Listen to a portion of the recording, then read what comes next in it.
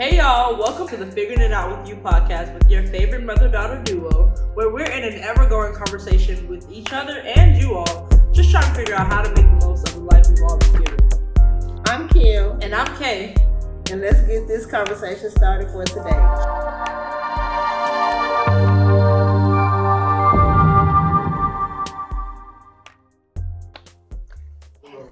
Hey y'all, it's Kay. And this is Kim. And this is the Figuring It Out With You podcast. Thank you so much for joining us. And while you're here, go ahead and hit like and subscribe to our podcast channel, our YouTube channel. Today, we will be talking about mental health and how it affects us. September is National Mental Health Awareness and Suicide Prevention Month. So we're in the right place at the right time. Let's get into it. The first question that I have for you, Kaylee, is how do you cope with feelings of being overwhelmed? This is a good question because I feel like I had different answers. Even though I'm only 21, I feel like I have different answers like at different points in my life. But right now, I would say the main way that I like cope with feelings of like stress or like just any other feelings is one, I try to take a nap first. That's been like a recent thing because I feel like I'm the type where I can get really super emotional, and it's not always the best for like my interactions with people. And so like recently I've been trying to learn to like step back a little bit when I'm feeling like that, like super emotional.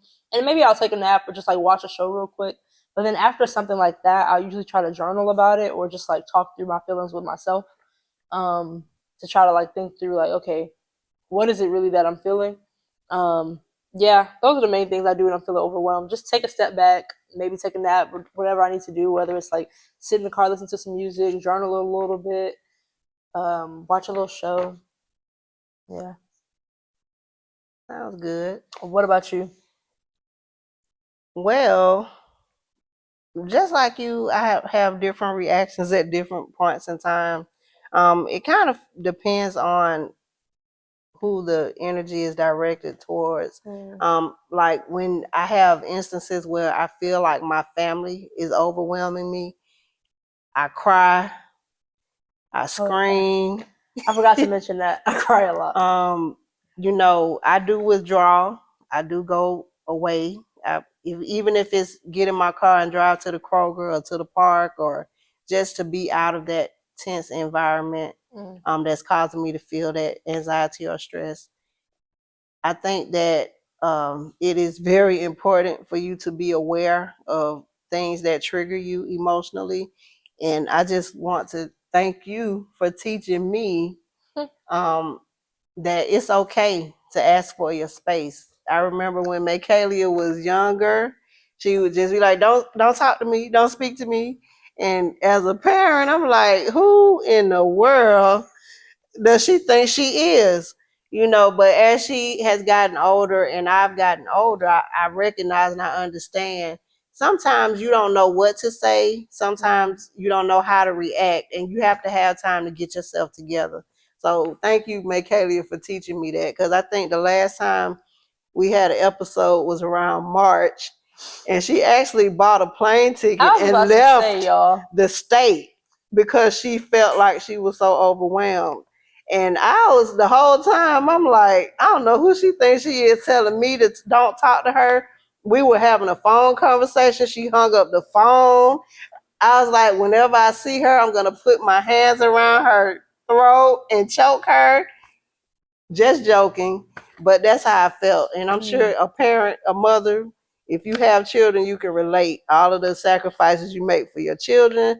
For one of them to blatantly hang up the telephone or say, don't speak to me, don't say anything to me, you can imagine how that made me feel. And after she told me don't speak to her, she proceeds to say, and by the way, in less than 12 hours, I'm going to be flying to Illinois.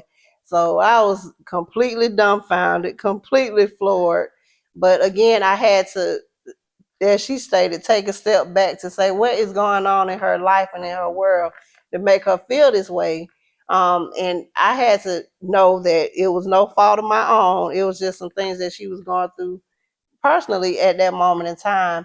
And I do 100% agree that when you don't know how to react and you're in a very emotional state, it's just best for you not to have any type of interaction, because when you're emotional, you can say some things that you really don't mean. And once the words have left your mouth, you cannot pull them back out of the air. I had a situation to happen to me just this week at work. I was very frustrated.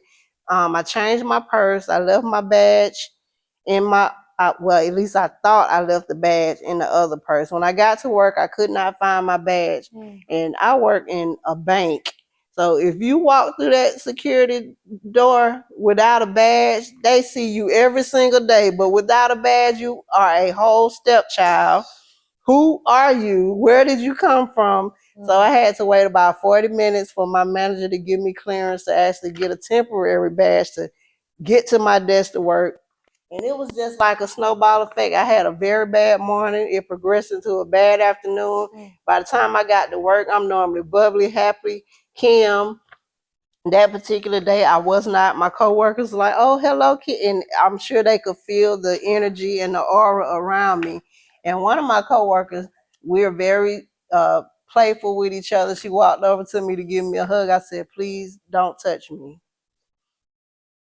And she kind of just looked very stunned. I said, "My energy is not good right now, and I'm not in a good mood, and I don't want to transfer anything to you. So please don't touch me." And I had to sit at my desk. I had to get myself together. It took me a few minutes, but after I was okay, I woosawed.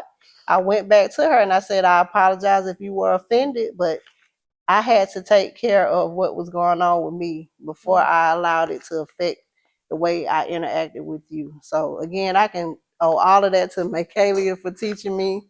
In the past, I would just kind of put my fake face and smile on and just go on, but I was able to deal with my feelings and my emotions in that moment, and it helped me to go ahead and progress and get through the rest of my day. So before we get into that next question, I just want to clarify that whole scenario she described it a little bit off, but just know that the main thing I was trying to tell her in that moment was I didn't really know, I didn't have any like words to say, and I knew as my mom I always want to come to her very respectful. So yeah, just to give myself a little grace because she kind of described it a little bit off. That's okay. Well, that was my perception of it, and that's also important when you're dealing with people and having these interactions on a daily basis. Your perception is always going to be more geared to how you were feeling and how those things made you feel. So it's kind of hard to be objective when you have an emotional stake in the interaction. So it was a learning. It was something that caused us both to grow.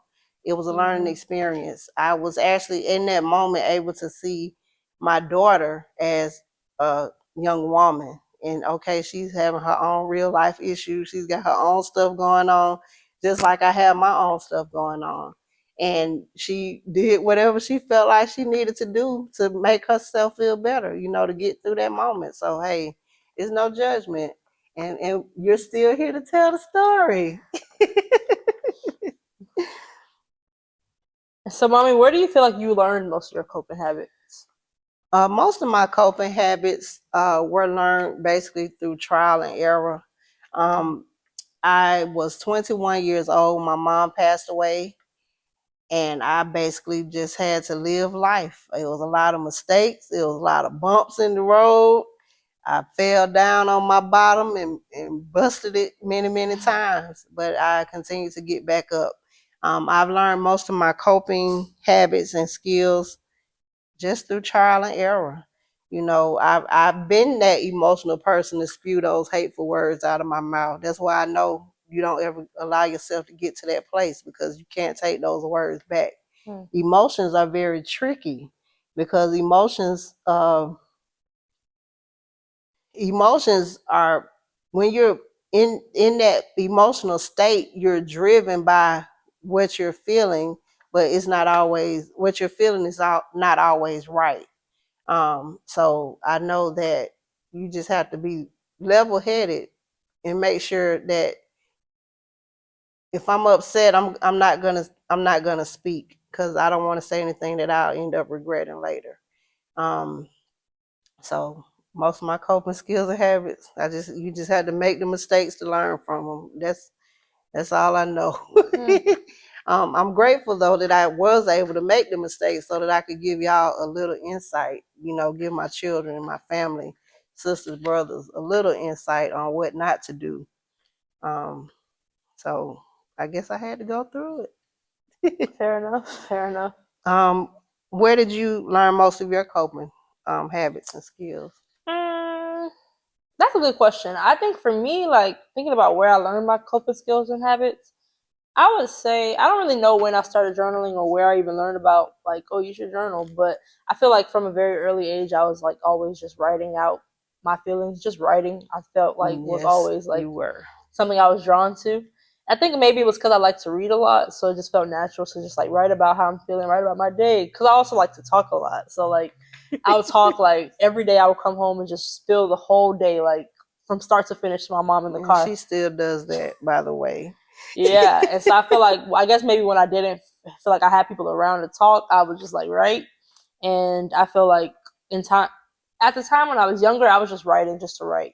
But then once I started to get a little bit older and like experience things, writing also just became a space where I can just like write out how I'm feeling, whether it's because there wasn't people around to talk about it or because I just didn't really know yet what I wanted to say. It was kind of like my first step at processing like my experiences, just to write about it. And yeah, at some point, sleeping just became convenient, but just taking a little nappy nap because I feel like I kind of have a bad sleep schedule sometimes, but it's getting better. It's getting better.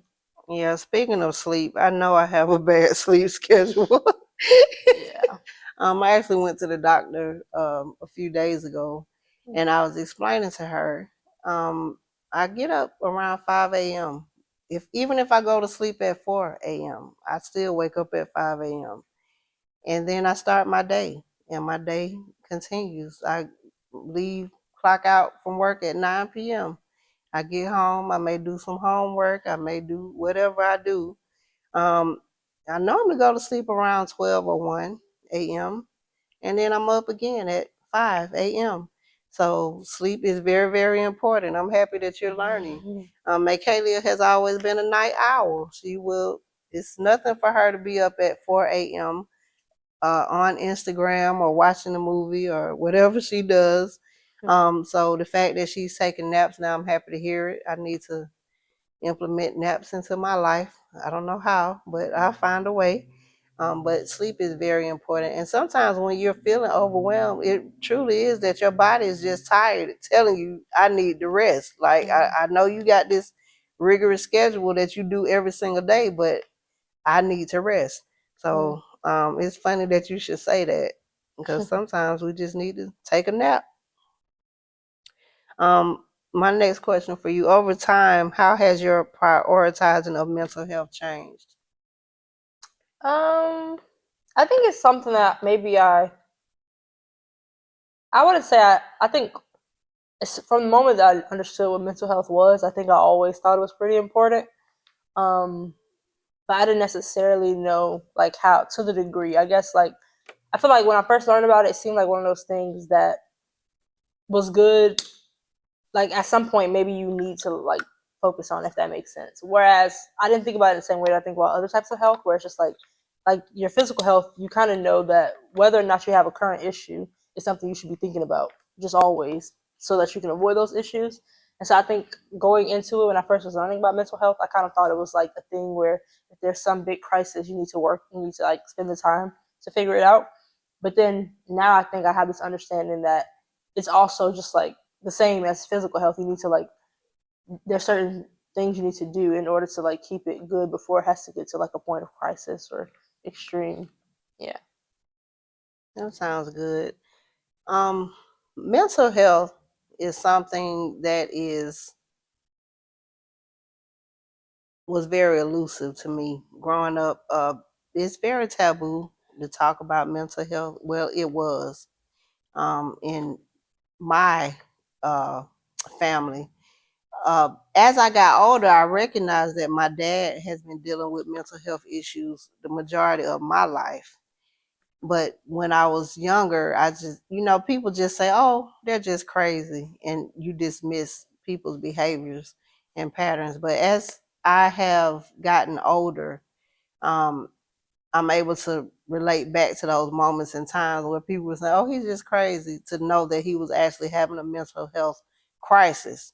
So as I became a parent, and me just feeling the feelings of being overwhelmed in my normal everyday life. Imagine having 4 children, being a single parent, completely overwhelming. So I knew that it was very important for me to take care of my mental health. I didn't even know what that looked like. I didn't even understand what mental, like how I would take care of my mental health. I just knew that it was very important. And so I would just say to those of you listening, if you're a caretaker, if you're responsible for anyone, you have to take care of yourself first. That's something that I learned on the back end of it. I learned that growing up, you take care of your family, you take care of your sisters. As I stated previously, my mom was 21. I was 21, I'm sorry, when she passed away. My brother was about 13. My sister was about 15. And my son, Malik, he was 3. Um, and I was tasked with being responsible for them and myself, but I put them ahead of me. And I had to learn that you have to take care of Kim first, because if you don't take care of Kim, you're not going to be any good for uh, anyone else. So that has progressively become more important to me throughout life. As my family grew, I grew. You got to take care of yourself first. So mental health is definitely very, very important. You need to make yourself your first priority. We definitely appreciate you listening and tuning in. Please like, and subscribe to the Figuring It Out with You podcast. And this is just part 1 of our mental health edition, because mental health is very, very important, and we need to make sure that you're taking care of yourself. Thank y'all for joining us.